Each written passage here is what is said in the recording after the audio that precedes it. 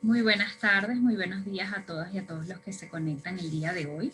El día de hoy tenemos un evento maravilloso liderado por Sandy Gómez, quien es economista, máster en finanzas, acumula experiencia laboral en distintas empresas en el sector financiero y consumo masivo, es especialista en investigación aplicada a los mercados y con énfasis en créditos de mercados emergentes y valoración, profesora invitada en el IESA y además forma parte de ARCA.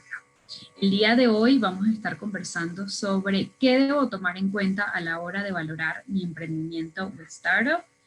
Bueno, muchísimas gracias Sandy por estar aquí con nosotros en Venezolanas Globales el día de hoy. Pues cuando quieras puedes comenzar tu presentación. La María Corina, pero gracias a ti porque ya es la segunda vez que puedo compartir con ustedes y de verdad que es de la comunidad que ha sido de análisis económico hemos querido impulsar, ¿no? Que son de muchísima utilidad para la comunidad en general, pero que son particularmente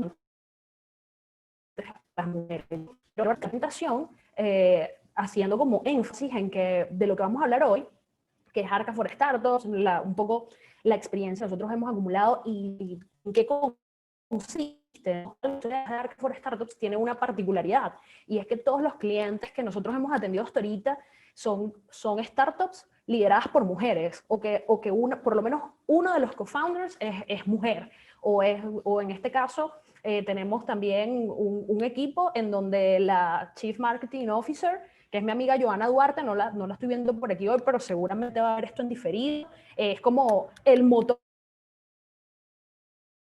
de mucho, porque está demostrado bueno, a todos nos gusta ser emprendedores, todos somos emprendedores en algún sentido, pero la verdad que el boom de emprendimiento femenino es algo que ya es patente, pues, o sea, de todas las personas que yo conozco, cuando hablo con mis amigas, todas están pensando en, mira, qué bien mi carrera, estoy trabajando para esta empresa que es buenísimo, pero yo quiero intentar algo que sea mío y además tengo esta idea que está genial, y entonces ha sido como muy, ese feedback entre mis colegas, entre mis amigas, para todo lo que decantó en Arca for Startups. Entonces, sin más preámbulo, vamos a hablar de los tópicos que tenemos agendados para hoy. Como les comentaba, como está en nuestras redes sociales, y les comentaba Martina, la entrevista de hoy, yo espero que le podamos sacar el máximo provecho a los minutos durante los cuales vamos a estar juntas, o juntos en este caso. Pero hemos dividido la presentación como en tareas. Una primera etapa en la que vamos a hablar, que es una valoración, para que luego vamos a hablar de los métodos de valoración, que son los factores claves que nosotros vamos a valorar una empresa o un emprendimiento o una idea de negocio. Y al final vamos a hablar de cómo todo eso se condensa en un documento que se llama DEC, y que es el documento, es como la de capital, sobre todo cuando vas a empezar a buscar capital fuera de la gente que te conoce. Porque de repente si los primeros aportes de capital los hiciste tú de tu bolsillo, o de repente tu familia, la fianza, es realmente más sencillo. Y rara vez te piden que hagas un full disclosure, o que reveles todos los datos de la compañía. ¿Sí? Sandy, se te escucha un poquito cortado, entonces quizás hablar un poquito más lento o qué podemos hacer para mejorar la comunicación. Ok, sí, seguro. Voy a hablar más lento mientras se restablece la velocidad del internet, porque debe ser un tema más que todo de la velocidad de internet, que a veces se... Entonces, la presentación va a tener 3 etapas. Primero vamos a ver qué es una valoración y para qué sirve. Luego vamos a ver cuáles son los métodos que nosotros tomamos en cuenta a la hora de valorar una compañía, una empresa o una idea de negocio. Y por último vamos a ver cómo todo eso se vacía en un documento que se llama DEC, que lo usamos para presentar de manera lógica, coherente, la compañía, los resultados que haya alcanzado o el potencial de la compañía cuando vamos a levantar o familiares, o cuando son incluso inversionistas institucionales, ¿sí? Que son un poquito más sofisticados y te van a hacer preguntas como de más nivel. Entonces vamos a arrancar. Como les comentaba, bueno, ¿qué es una valoración y para qué sirve? Una valoración es un ejercicio en el cual tratamos de estimar cuál es el valor económico de un activo que puede generar una cantidad de dinero en un periodo de tiempo, ¿sí? Las valoraciones se hacen se hacen para los bonos, se hacen para cualquier instrumento que cotice en la bolsa o cualquier instrumento financiero, pero las valoraciones también se hacen para las compañías. ¿Por qué? Porque las compañías tienen un periodo de vida donde, digamos, uno establece normalmente un periodo para poder proyectar los ingresos de la compañía y después proyectar las utilidades y decir cuánto vale esa compañía. Entonces, esa metodología emplea también para acciones y para bonos, la podemos replicar para las empresas y poder decir, bueno, en función de lo que nosotros creemos que va a pasar en los próximos 5 o 10 años, esta compañía vale hoy tantos miles de dólares o millones de dólares o la cifra en la moneda que estemos manejando. ¿Para qué sirve una valoración? En nuestra experiencia, las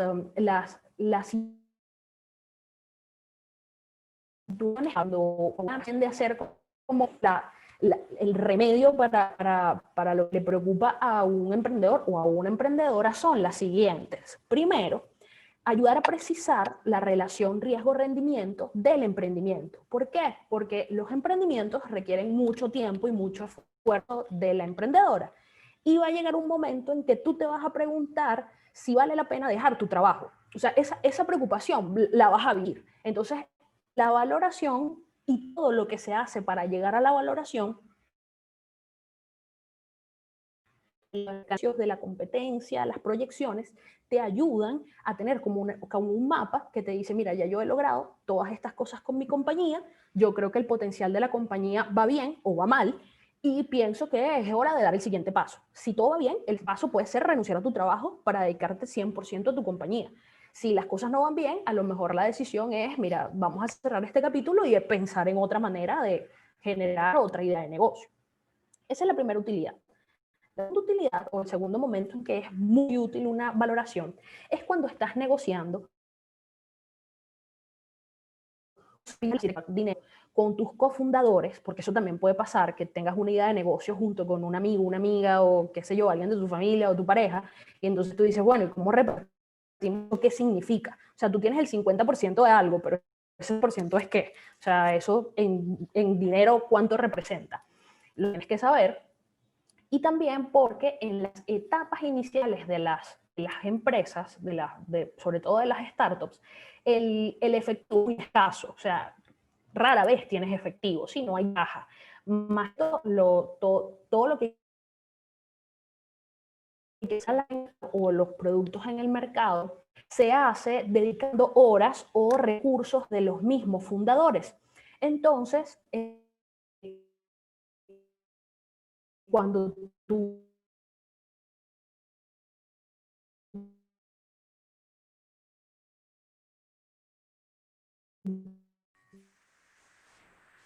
Se quedó un poquito cortado.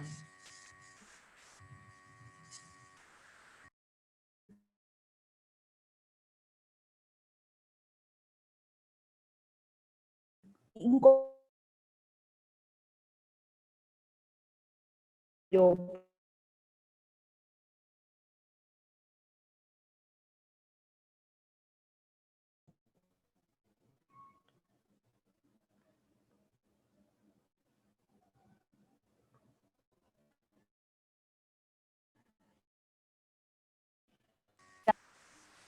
Perdimos a Sandy, pero ya vuelve para conversar con nosotros. Nos está presentando, sí.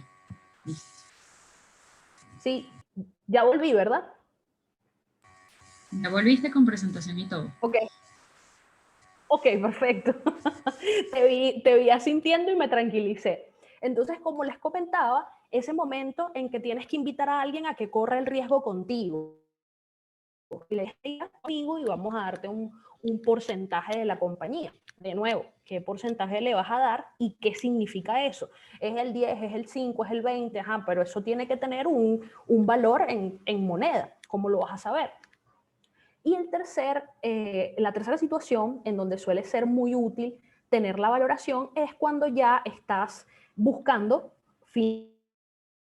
financiamiento, cuando lo tienes que aceptar o estás considerando aceptarlo. ¿Por qué pusimos ese aceptar allí? Porque hemos visto, y nos pasó con un cliente, que estaban en una empresa increíble de sus primeros 3 años de vida en el mercado. Y eran fundadores y les iba muy bien. Entonces alguien llegó, se dio cuenta y les dijo, yo quiero ayudarlos a escalar esta compañía. Y quiero ser su socio, yo quiero darles dinero. Y los yo quiero dinero, pero si yo te recibo el dinero, ¿qué te voy a dar a cambio? Te doy un pedazo de la compañía, pero ¿cuánto te doy? Estas personas que ya tenían 3 años en el mercado, ya tenían ventas, ya tenían unos registros contables con los que nosotros pudimos trabajar, tenían un número en la cabeza. Ellos decían, bueno, nosotros creemos que nuestra compañía completa vale tanto y que si le damos el 20% a él, entonces estaríamos recibiendo X cantidad de dinero. Cuando nosotros revisamos la data e hicimos las proyecciones, descubrimos que la intuición de los fundadores estaba correcta. A las condiciones del mercado y a lo que era factible para la compañía. Y eso le puede pasar a cualquier emprendedor. Cuando la gente vea que tú estás teniendo ventas y estás cada vez teniendo más clientes y estás facturando cada vez más, la gente te va a decir, mira, ¿cómo me puedo sumar? Entonces tú ahí verás, bueno, si quiero, no quiero, pero entonces bajo estas condiciones y tendrás que tomar una decisión con respecto a la cantidad de acciones que le vas a dar. Y esa decisión es más difícil tomarla si no tienes una valoración. Entonces, el siguiente punto, asumiendo que estamos en alguna de estas situaciones, es ¿cómo valoro mi emprendimiento o startup? Bueno, la segunda pregunta, que es ¿en qué etapa está tu emprendimiento o startup? Vamos a verlo con este gráfico que tengo acá, que es bastante ilustrativo, en donde pueden ver, tenemos el tiempo en el eje horizontal y el beneficio en el eje vertical. Pueden ver allí que para la primera etapa de la vida de la compañía, los beneficios son negativos. Eso es porque en esa etapa rara vez tienes ingresos, estás trabajando en el desarrollo del producto de la marca, estás empezando a contactar tus primeros clientes, buscando los mejores proveedores, etcétera, etcétera. Y esa es una etapa que se caracteriza más de egresos que de ingresos, ¿no? A esto nosotros en la industria le llamamos la etapa de cash burning, que es la que quemando dinero. O sea, tú estás apostando a futuro y la empresa lo que hace es pedirte. Entonces, tú estás aquí financiando de tu músculo o de tu bolsillo y esperando que eso dé resultados en algún momento. En la medida que pasa el tiempo, la empresa, si todo sale bien, evoluciona hacia una etapa de crecimiento, en donde los beneficios son positivos y crecen rápidamente. Y luego tenemos etapas de madurez y salida a la bolsa, en donde los beneficios son positivos, pero ya crecen a una velocidad menor, ¿sí? Porque no siempre podemos crecer. Digamos, la etapa de crecimiento es una etapa de crecimiento acelerado porque estás ganando cada vez más clientes. Eso es posible hasta que llegas a un cierto tamaño en donde no creces más o creces pero poquito. ¿Qué ocurre? Dependiendo de dónde estés, hay unos métodos de valoración que tienen sentido y otros que no. Si tú estás compañía, esos son más altos que los gastos, tú puedes valorar tu empresa con métodos matemáticos como los que nos enseñan en las escuelas de negocio. Si hiciste un MBA o si hiciste una maestría en finanzas como yo, sabes que hay un método que se llama flujo de caja descontado, que está basado en que la utilidad de la compañía sea positiva, igual que los múltiplos de los beneficios. Tienen que ser positivos. ¿Por qué? Porque si tú agarras una utilidad o un beneficio, una ganancia, un número negativo, y eso matemáticamente está bien. ¿Aló? ¿Cómo valorar las startups. Ok, Cristina, tienes el micrófono abierto. Bienvenida. Gracias. Me puedes hacer cualquier pregunta al final, no te preocupes. Disculpa que a lo mejor hasta te asusté. Continuamos. Entonces estábamos en la parte en donde les decía, si tú le metes a un Excel, a un modelo matemático, un número negativo, te va a dar un número negativo. Y eso está bien matemáticamente. O sea, metiste un número negativo, te dio un número negativo. Pero financieramente hablando, eso no está bien, porque tú no te puedes sentar en una mesa de negociación con una contraparte a decirle, ayúdame con esta empresa que lo que hace es pedir dinero hasta el infinito.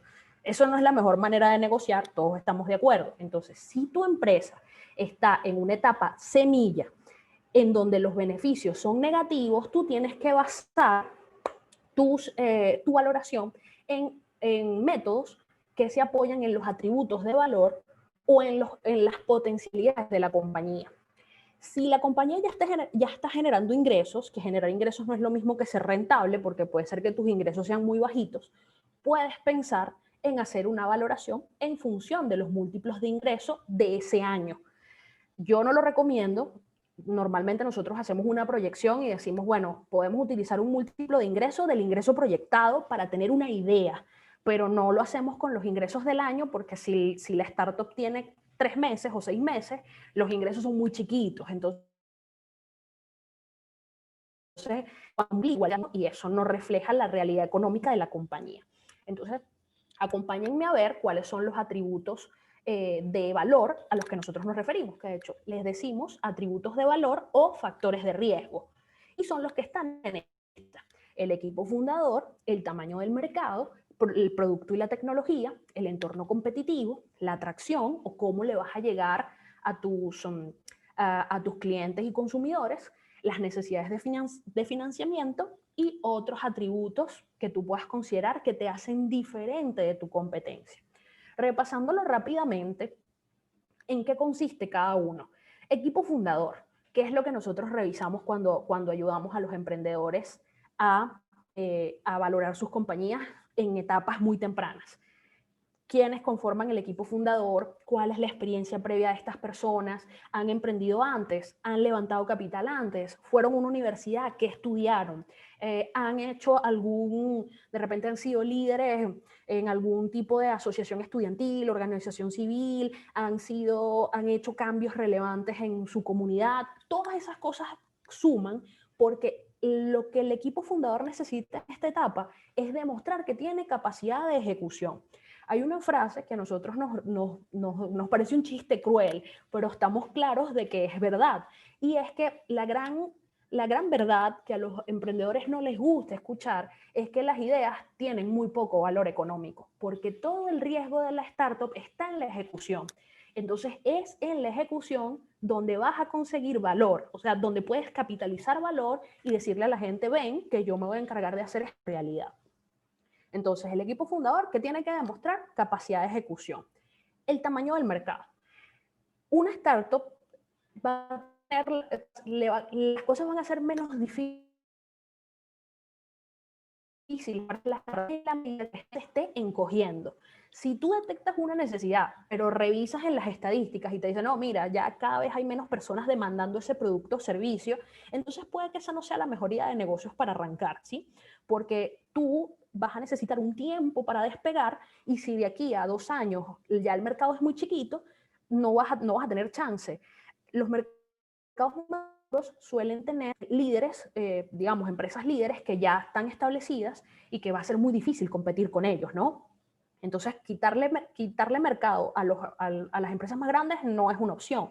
Tú tendrías que competir con las más pequeñas, que estén más o menos en tu misma etapa de desarrollo, pero si el mercado se está encogiendo, no, puede que el esfuerzo no valga la pena. Entonces, eso es lo que hay que revisar en el tamaño del mercado. ¿Cuánto dinero representan las transacciones comerciales en ese mercado y si ese mercado es más o se está encogiendo? Producto y tecnología, revisamos las características del producto y servicio y si hay alguna mejora con respecto a sus competidores. Entonces, bueno, yo lo puedo hacer más barato, yo lo puedo hacer más rápido, yo puedo hacerte un producto de mejor calidad, etcétera, etcétera. En el entorno competitivo, al igual que en el tamaño del mercado, esos son análisis que nosotros hacemos en paralelo y siempre los hacemos con el emprendedor, siempre lo conversamos, porque el emprendedor es el que sabe, es la persona que tiene el acercamiento, la persona que está más cerca del problema. Entonces, en todo momento pretendemos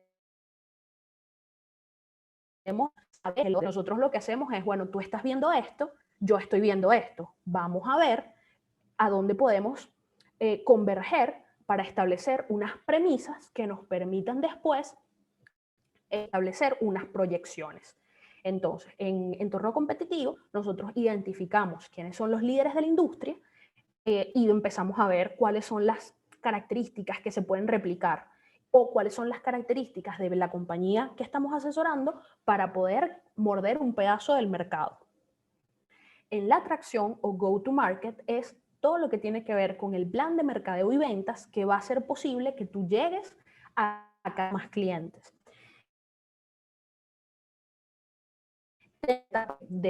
Para las primeras etapas de las compañías, de las startups. Tú tienes que estar muy clara de cuánto cuesta traer un cliente o consumidor o usuario a tu startup. Eso tiene un costo en términos de los planes de mercadeo y los esfuerzos de venta que tienes que hacer para que las personas lleguen a tu empresa, ¿sí? Bien sea al mostrador de tu empresa o que descarguen tu aplicación o que contraten tu servicio. Entonces, si tú no tienes claro cuál es el costo de adquisición de usuario o de cliente, es un problema, porque ese es el primer número que te van a preguntar tus financistas, sobre todo cuando vayas a ver financistas más sofisticados. Entonces es muy importante que tengas claro, a mí cada usuario me cuesta $, por decir algo, y yo quiero levantar 1000 usuarios al final de este año. Yo necesito un precio de $100, más todo lo que implique la operatividad de tu compañía, ¿ok? Entonces, tener claro ese presupuesto es lo que va a ayudarnos a hacer cada vez una estimación más precisa de qué cosas tienen para que mi startup tenga éxito. En este punto, y en el que tiene que ver con las necesidades de financiamiento, porque claramente las necesidades de financiamiento pueden una analogía que nos gusta mucho, que además es como muy común en el mundo del emprendimiento, que es la analogía del cohete. Tu empresa es un cohete y tú quieres llegar a la luna. Entonces tú tienes que garantizar que tienes suficiente gasolina para cubrir todos los kilómetros que hay desde donde estás hasta la luna. No te sirve la gasolina hasta la estratosfera o hasta romper la capa de ozono. No, tú tienes que llegar a la luna. Entonces, lo bueno es que esta es una gasolina, en las startups, la gasolina no la tienes que tener toda en el tanque. Tú puedes hacer refill de la gasolina, pero tienes que estar planificado, ¿sí? O sea, si no haces una planificación, va a llegar un momento, o puede llegar un momento, en que te quedes sin gasolina y no haya cómo hacer el refill para llegar a la luna y tengas que cerrar. Entonces, es que nosotros estamos de atender, hacemos algo que llamamos el plan de hitos y decimos, bueno, para el año 1 tienen que lograrse las siguientes metas, tantos clientes, tantos usuarios, tantas personas en el equipo, etcétera, etcétera. ¿Cuánto dinero cuesta eso? Entonces decimos, bueno, eso cuesta tanto dinero y voy a tener una facturación de X cantidad. A lo mejor no te va a dar ganancia y eso es normal. Hay empresas que incluso están cotizando en la bolsa y todavía están quemando dinero. Es un proceso importante es tener claro qué cosas tienes que hacer tú para no bajar la Santa María y poder siempre seguir perfeccionando tu propuesta de valor hasta que seas rentable. Eso tiene que pasar en un tiempo razonable, lógicamente. Conectamos nosotros en nuestro servicio de asesoría. Bueno, a cada uno de estos factores de riesgo o atributos de valor, nosotros dependiendo de qué conseguimos en la investigación, lo colocamos, bueno, siempre lo colocamos como un atributo de valor y decimos, mira, si esto no se logra, estos son los factores, o sea, esto se puede traducir en menos ventas, menos usuarios, etcétera. ¿Qué hacemos? Buscamos los estándares de la industria y en caso de que la información no esté disponible para la industria, porque a veces es data privada, entonces nosotros hacemos estimación del valor de cada uno de estos atributos en función del costo de oportunidad de los recursos. Y así podemos llegar a un valor de la compañía, sobre todo para la etapa en la que está. ¿Qué sigue? Una vez que ya yo sé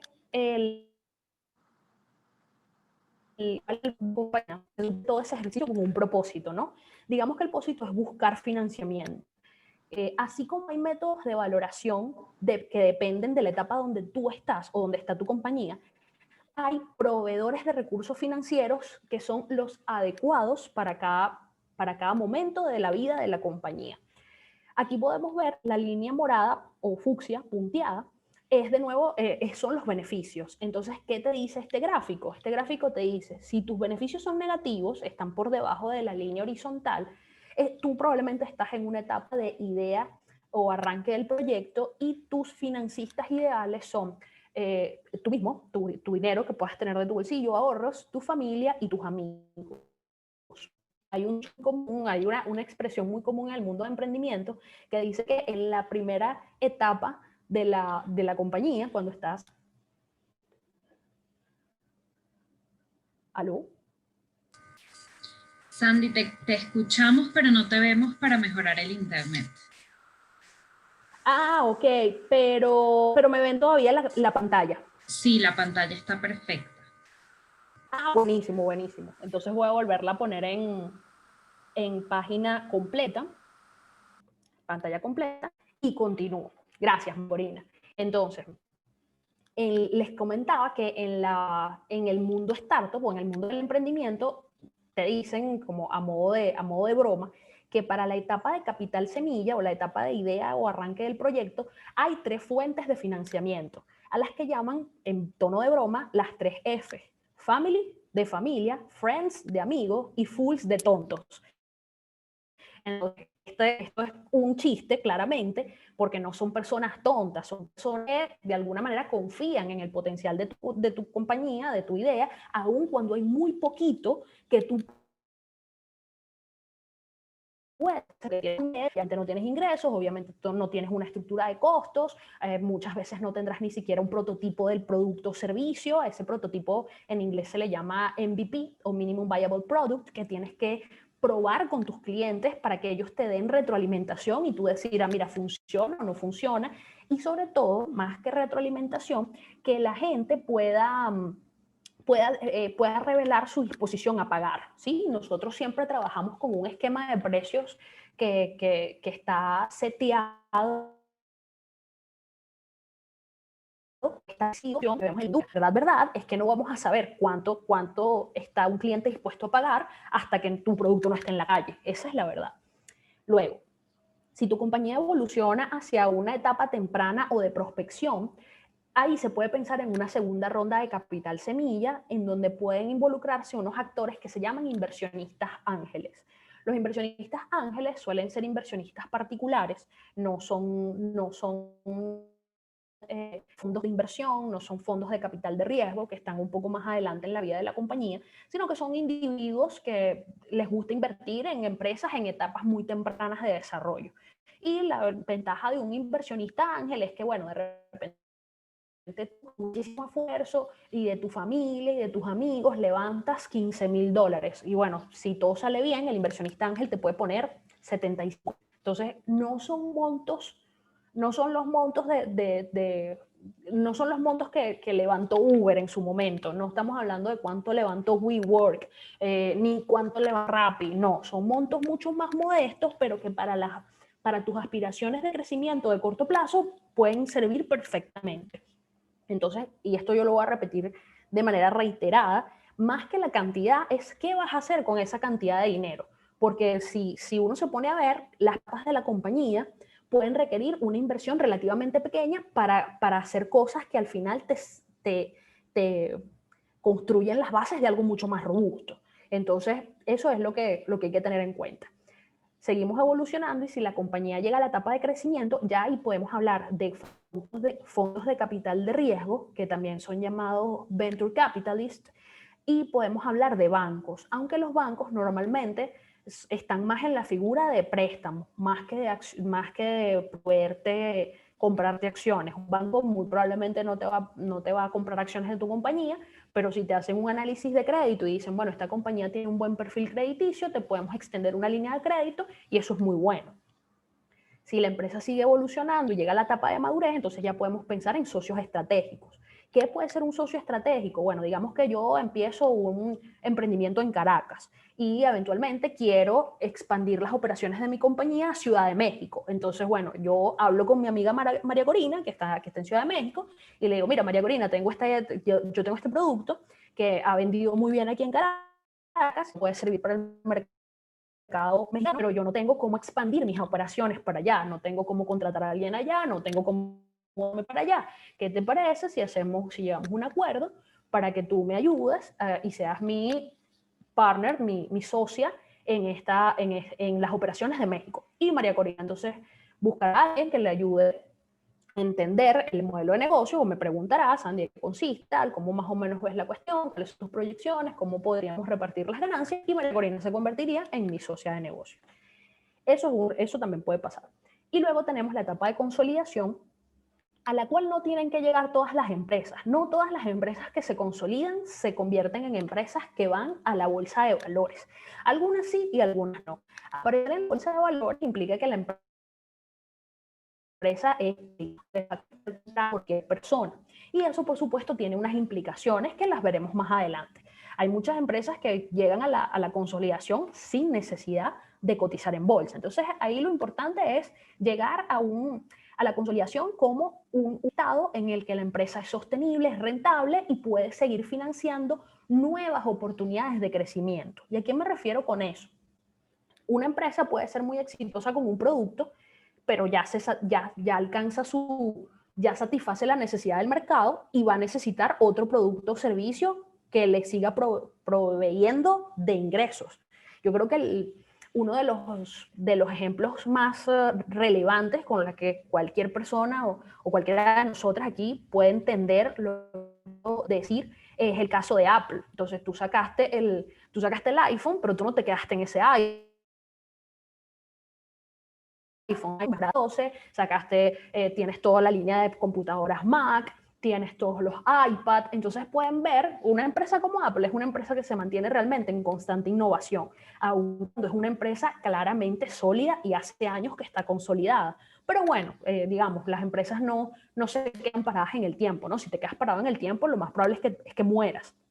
Para no morir tienes que permanecer todo el tiempo innovando y esa innovación se financia con las ganancias de la empresa. Entonces digamos que llega un momento en que la empresa no necesariamente tiene que levantar capital todos los años, sino que con las mismas ganancias tú vas generando nuevas fuentes de negocio.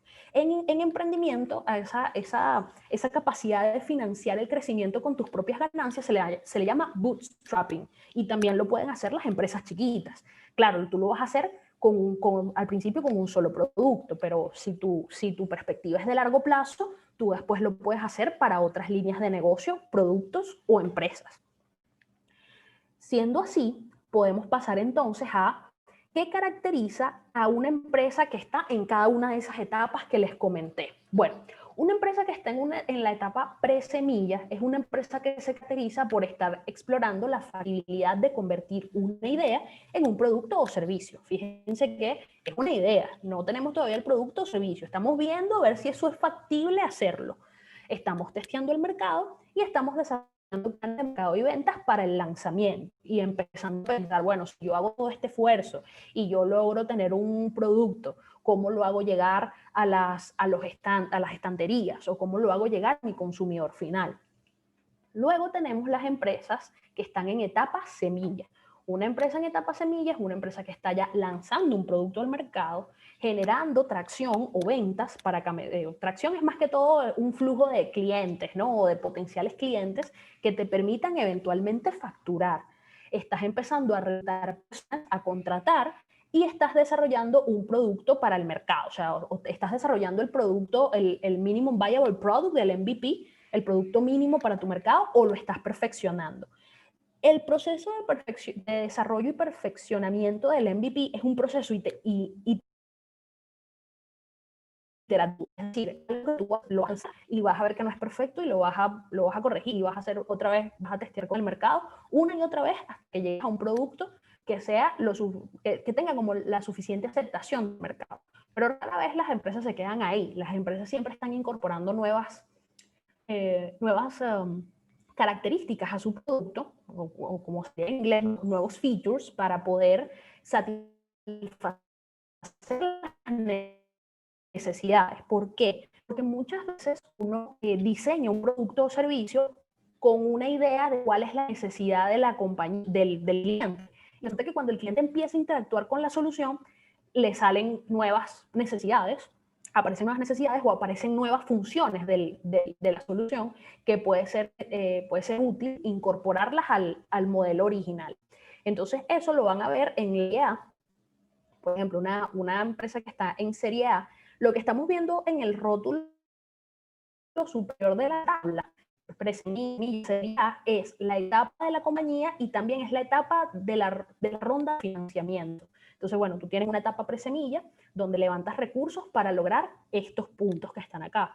Tienes una etapa semilla para lograr los puntos que están en la columna de etapa semilla. Tienes una etapa que se llama Serie A, que se supone que es para perfeccionar el modelo de negocios, tener al equipo clave a bordo, que son los líderes de cada una de las funciones fundamentales de la compañía, mejorar el producto o servicio y planear la escalabilidad.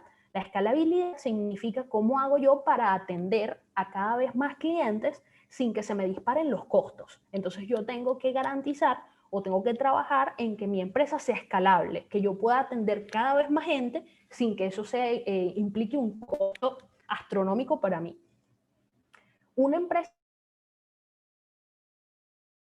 que va a está escalando, que ya logró encontrar la fórmula para atender cada vez más personas sin que eso dispare los costos, está incrementando su cuota de mercado, está construyendo equipos gerenciales de alto desempeño y es una empresa que empieza a ver cómo va sobreviviendo versus la competencia. Vas a ver que otras empresas que empezaron más o menos como tú empiezan a cerrar las puertas, pero tú todavía estás. Entonces eso, aunque es positivo, es que tú has logrado encontrar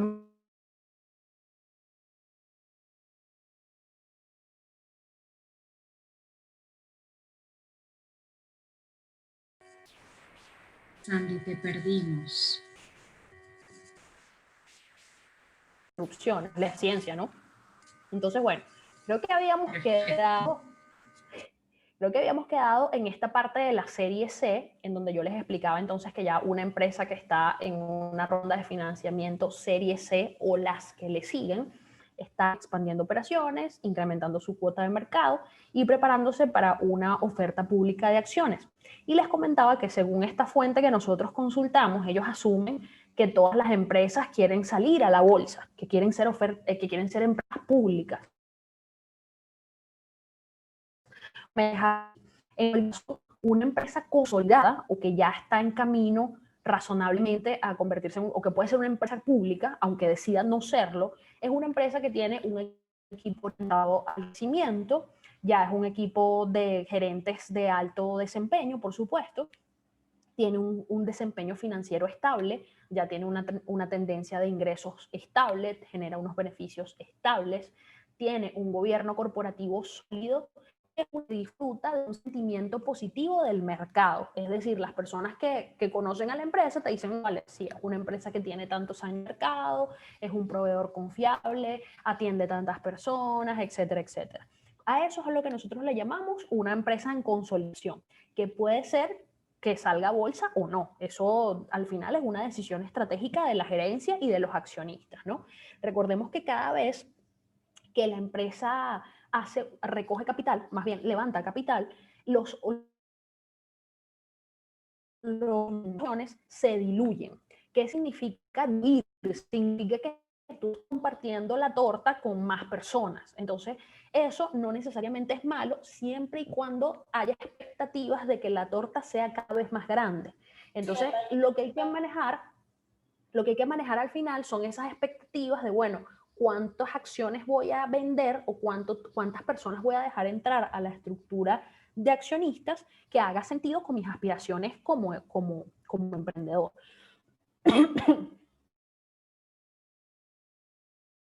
Quería aprovechar de comentar, porque siempre es una discusión recurrente, ¿no?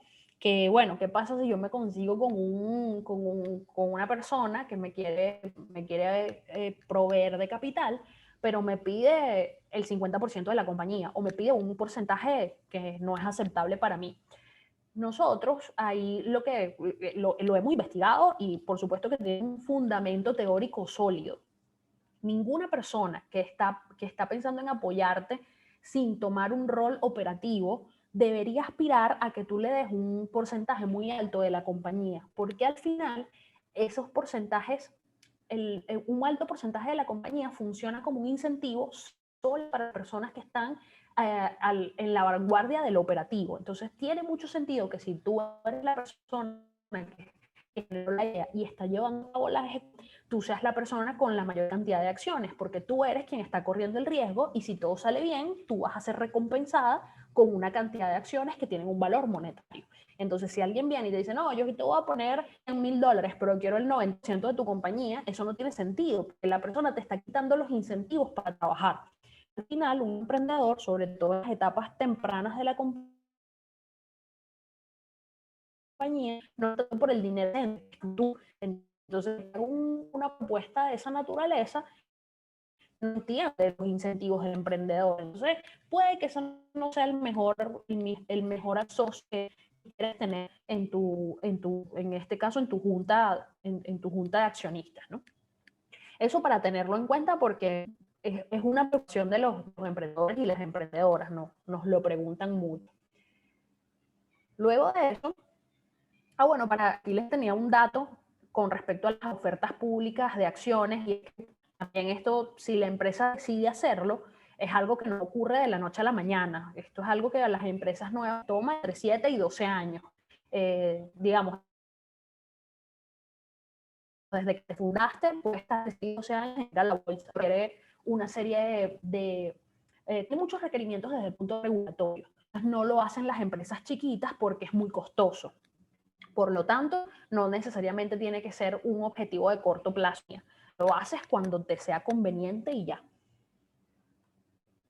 Ahora vamos a hablar del pitch o discurso de ventas, porque todo lo que hemos estado conversando hasta ahora es un conjunto de información que proviene de una historia que tenemos que convertir en números, pero que la historia y los números tienen que ser consistentes. Si tú tienes una historia y no tienes números, o tienes una historia y unos números que no están compaginados con esa historia, o tienes unos números pero no tienes historia, eso es un problema a la hora de levantar capital, porque por lo siguiente, hay un venture, hay una persona que lidera un fondo de capital de riesgo, un venture capital, que se llama Keith Taylor. Keith está en Inglaterra. Nosotros investigamos mucho del entorno startup de Inglaterra porque tenemos clientes que están allá, que están basados investigando, encontramos a Keith y Keith tiene la siguiente analogía.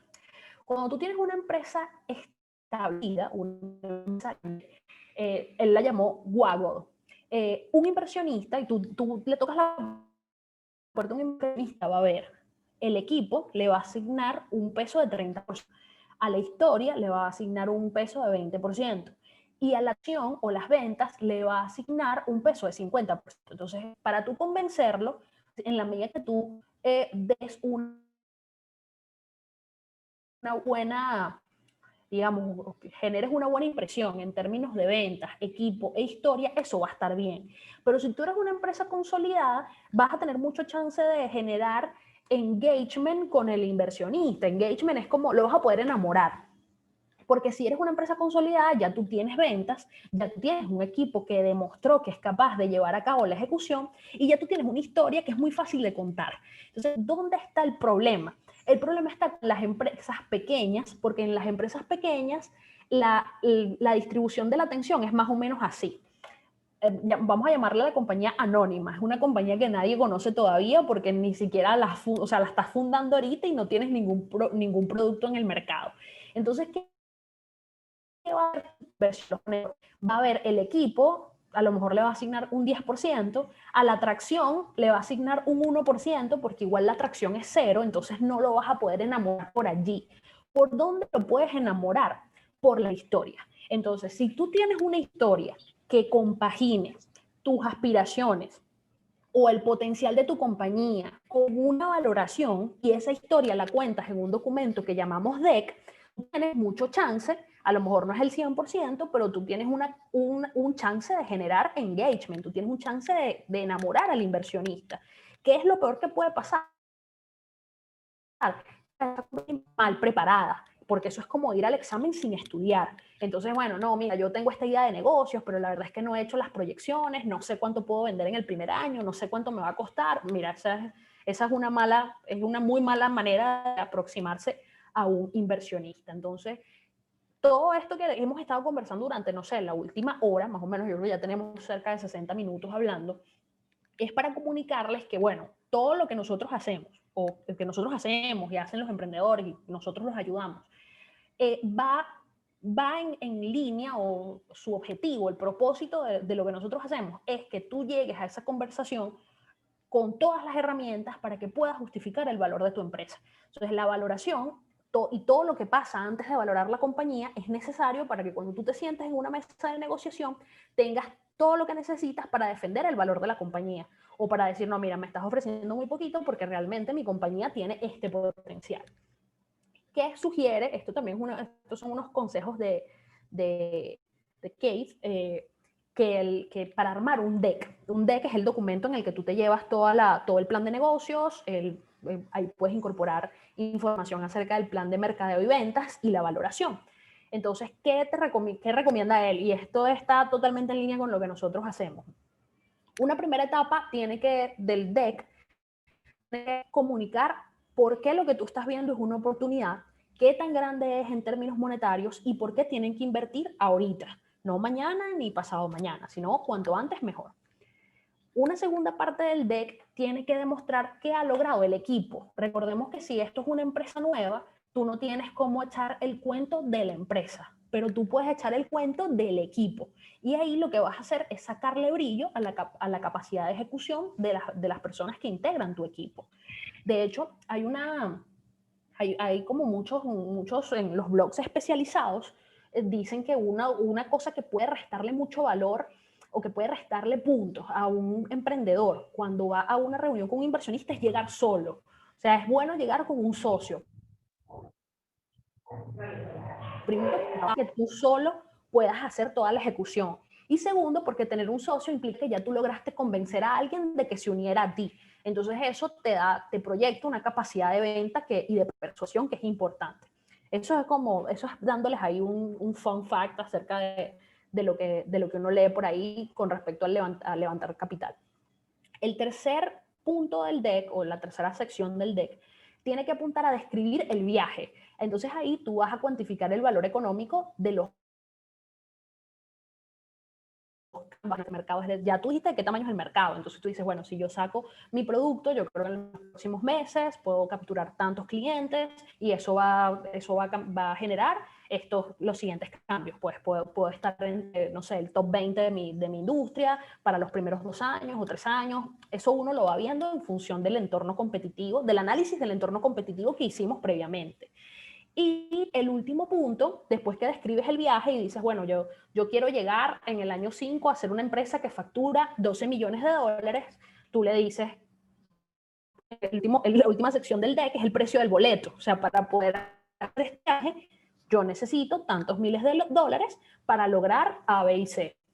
Entonces, estos 4 puntos son los que describen a grandes rasgos, en 1000 pies de altura, qué es lo que tiene que tener un deck. La descripción de la oportunidad, los logros del equipo, el viaje o cómo se va a ver, cuál es la foto cuando ya hayamos logrado todo, y lo que yo llamé en una traducción bastante personalizada, precio del boleto. Y básicamente, chicas, eso es lo que quería compartir con ustedes esta tarde. De nuevo, les quiero agradecer mucho su mientras el revivía. Y bueno, creo que podemos abrir los micrófonos para que me hagan las preguntas que ustedes quieran.